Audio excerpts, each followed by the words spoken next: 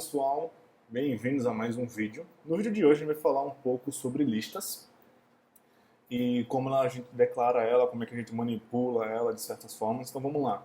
Para quem já tem algum background de programação, sabe que um array é como a gente declarava listas, por exemplo, em C e em Java. Mas como é que a gente declara em Dart? Em Dart a gente declara da seguinte maneira: a gente começa criando um var. Para fins educativos eu vou falar apenas como var, não vou passar uma lista do tipo de inteiros, digamos assim. Enfim, vai ser algo mais simples que vai dar certo e você pode usar no seu código, no seu software, enfim. Var, list, no caso mylist, fica legal, mylist, e eu vou fazer dessa seguinte forma aqui: 25, 30 e 35, certo? E aí, o que a gente consegue perceber nessa linha 2 aqui? Mylist é um identificador que faz referência para a minha lista, que é isso daqui.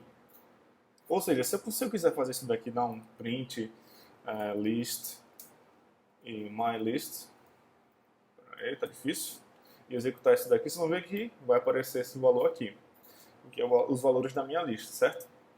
Minha lista contém 3 valores. Ela contém 25, 30 e 35. E o que significa esses 25, 30 e 35?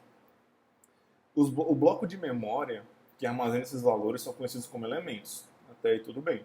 E claro, cada elemento, ou seja, 25, 30 e 35, cada elemento é identificado por um valor único chamado de index. Deixa eu criar aqui um comentário, index. E esse index ele se inicia sempre no valor 0. E ele vai se estender até n-1. Mas o que é esse n? Por que n-1? N nada mais é que o tamanho da nossa lista. Ou seja, se a nossa lista tem 3 valores, 25, 30 e 35, ou seja, ela tem 3 elementos. Ou seja, esse é o tamanho máximo da nossa lista. E por que n-1? Porque imagina se eu estivesse fazendo até n. Ou seja, seria de 0, 1, 2, 3. Mas espera aí. Se eu sempre começo em 0 e eu estou terminando em 3, significa que eu tenho 4 elementos. Eu tenho 4 elementos? Eu não tenho. Eu tenho 3 elementos. Por isso que toda lista, todo final de lista, se a gente quiser ver a posição do array, a gente sempre tem que fazer n, no caso 1, 2, n menos 1, que seria, no caso, uma operação aqui simples, seria 3 menos 1, que aí chegaria até em 2, nesse caso, né? Então vamos continuar. A gente já viu o que é um index e porque ele vai até n-1. Agora vamos ver como é que a gente declara algumas das nossas listas. Nós temos 2 possíveis tipos de listas para declarar em Dart. Uma é o tipo fixo, que a gente declararia dessa forma aqui, var list 3, que eu quero que ela tenha tamanho de 3. E aí, se eu for printar essa lista aqui, e ver no meu console o que ela dá, vocês vão ver que ela cria uma lista com 3 elementos, porém, como não tem nenhum elemento definido na posição 0, nem na posição 1, nem na posição 2, ele vai me dar tudo nulo. E como é que a gente define esses valores? Bom, a gente podia tentar dessa forma aqui, list add 25, list.add 30 e list.add 35. E aí vamos ver o que dá. Bom, ele já me deu uma exceção aqui. Ele está dizendo que eu não posso adicionar valores a uma lista de tamanho fixo. Ou seja, o list.add pode até fazer sentido, mas o que realmente está acontecendo é o seguinte. Vamos abrir um comentário aqui de novo para a gente entender por que ele proibiu a gente de executar esses comandos. A gente está definindo uma lista de tamanho fixo com 3 elementos. Ou seja, nossa lista atualmente ela tem null, null, null. Certo? E aí quando eu dou um ponto add 25, o que eu estou tentando fazer? Eu estou tentando fazer que ele pegue toda essa minha lista, que já tem 3 valores, e tente adicionar 25 na última casa, na última posição. Ou seja, se eu estou tentando adicionar um valor numa lista de tamanho fixo, é óbvio que isso aqui vai dar erro. Mesma coisa que eu tentar remover. Ou seja, a gente já consegue ver uma observação muito interessante aí, que se a gente estiver trabalhando com a lista fixa em Dart, nós não conseguimos nem adicionar e nem remover, ou seja, não conseguimos alterar o tamanho dessa lista em tempo de execução. Se a gente tentar fazer isso, vai dar um erro e vai dar uma exceção, que a gente vai ter que tratar, ou não. Enfim, isso é o que acontece quando a gente tenta adicionar, ou seja, o ponto add ele não vai atribuir o valor na posição, ele sempre vai adicionar na última posição. Após o fim do último elemento, ele vai tentar adicionar um. Por isso que ele está dando essa exceção para a gente. Mas beleza, já aprendemos isso. E como é que a gente define os valores então, já que é tudo nulo e eu não quero nulo? Muito simples. A gente, deixa eu só apagar esses comentários aqui. A gente vai fazer o seguinte, vai pegar o list, como a gente já viu sobre index da nossa lista, a gente vai fazer o seguinte, list na posição 0, para a gente setar na posição 0, temos que colocar entre colchetes, certo? E vamos dizer que vai receber um valor de 25. List na posição 1 vai receber o valor de 30. List na posição 2, eu falei na posição 2 em cima, foi na posição 1, vai receber 35, certo? E agora a gente vai printar. Vamos ver, veremos que deu 25, 30 e 35, o que a gente esperava. Até aí tranquilo. E eu vou fazer um negócio mais no final do vídeo que vai servir também para essa lista aqui. Mas, para a gente adiantar, a gente já aprendeu como declara uma lista de tamanho variável, de tamanho fixo, perdão, e como definir os valores na posição dela. E a gente viu que a gente não consegue nem adicionar e nem remover nenhum valor ou nenhuma casa, digamos assim, nessa lista, porque isso aqui vai dar uma exceção e a gente vai ter um erro. Tranquilo. Mas agora, como é que a gente manipula e declara uma lista variável, de tamanho variável? Muito simples. Vamos apagar até aqui e vamos fazer isso daqui. Vamos recriar. List. Pronto. Temos uma lista de tamanho variável, que não tem nada. Ela não inicia como nulo, nada. Ela literalmente não tem nada. Então, o que a gente pode fazer? A gente pode seguir o exemplo anterior, que se a gente quisesse adicionar algum valor, a gente podia fazer isso daqui. Certo? Bom, será que dá certo? Não. Não dá certo porque, como eu falei, realmente não tem nada na posição 0, não tem nenhuma posição. Isso aqui nunca vai dar certo.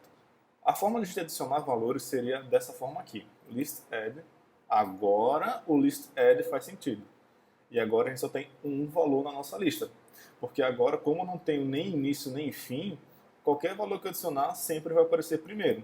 Então, se eu adicionar aqui um list add 30 e executar, você vai ver que o list add foi para o último elemento e adicionou mais um.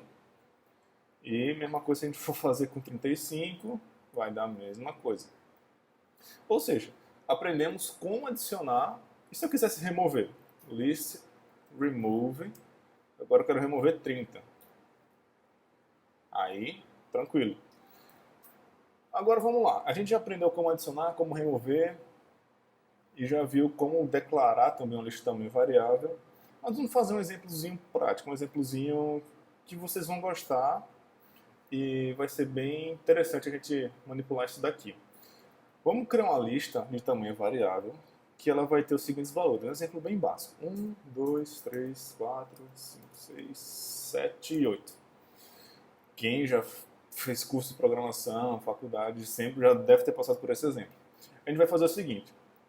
Eu vou varrer essa minha lista de inteiros e eu vou simplesmente printar no fim quais são os valores dessa lista que possuem resto zero ao ser divididos por 2, certo?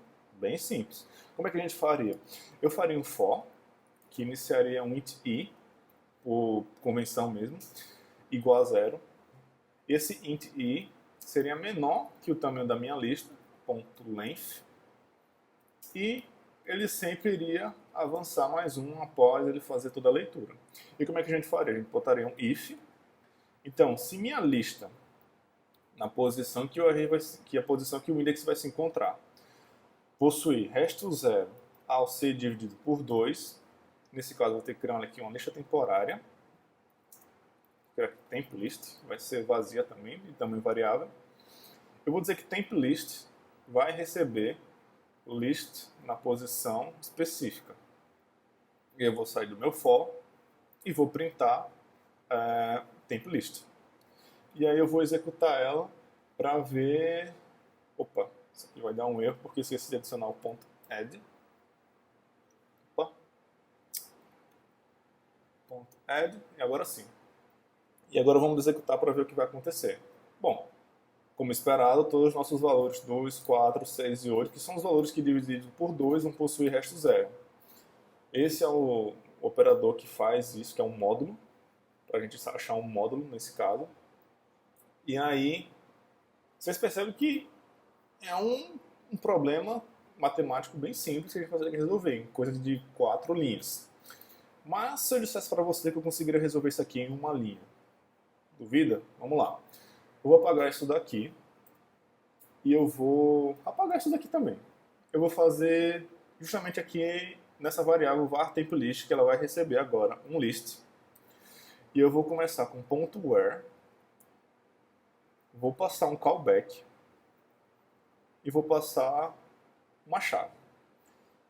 Eu vou passar aqui, como é uma função, que é uma lista que tem inteiros, vou passar um int e vou passar um valor, chamado de value. E aqui, já para dando um spoiler de funções, como isso aqui é um callback, nada mais é que uma função, eu poderia declarar isso daqui dessa forma, caso eu tenha mais de uma linha a ser executada, mas como eu só vou ter uma linha e algo bem direto, vou fazer uma lambda function, ou uma fat arrow, digamos assim, que ela vai verificar se o meu value, que dividido por 2 vai ter resto zero, eu quero que ele adicione uma lista. Certo? Ou seja, recapitulando, todo aquele for que eu fiz passando int i igual a zero, i menor que o tamanho da lista, i mais, fazendo o if de que se o valor naquela posição do array for dividido por 2, possui resto zero, adicionar numa lista temporária e printar essa lista no final. Com programação funcional, que é esse método aqui, eu consigo fazer tudo isso em uma linha e de forma mais bonita, digamos assim, e com menos código, que pra gente é ótimo para o programador. Vamos executar isso daqui para ver se dá certo. Como esperado, a mesma coisa. Ou seja, nós temos duas maneiras bem interessantes de executar isso daqui, que foi com o for, depende do seu nível, caso você nunca tenha visto programação funcional. Isso já aconteceu comigo, eu já declarava daquela forma, mas essa aqui é só passando outra vez pelo mesmo problema, só que de forma diferente. E vocês podem ver que dessa forma, talvez não seja tão atrativo para vocês, mas já é uma forma bem diferente de a gente fazer certas coisas. Porque pode parecer um exemplo simples, mas como a gente só está verificando uma coisa bem simples mesmo, que é verificar se o valor dividido por 2 é igual a zero, e vou retornar isso numa lista. E por que eu já adicionei isso daqui numa lista? Porque se eu for acessar o meu ponto .where, vocês podem ver que o retorno aqui ele vai retornar um iterable do tipo inteiro. Mas como é que ele sabe que é do tipo inteiro? Bom, se você viu minha primeira aula, meu primeiro vídeo, que é sobre tipos primitivos, o Dart ele faz uma inferência dessa lista nessa variável aqui. Ou seja, se eu estou declarando var, isso aqui por debaixo dos panos vai se transformar numa lista de inteiros, certo? E aí, eu só declarei var para ser mais didático, para ser mais legível, para vocês entenderem. Por isso que o meu ponto .where, ele já sabe que ele vai retornar um iterable, ele só não estava sabendo o tipo, mas agora ele sabe que vai ser do tipo int inteiro.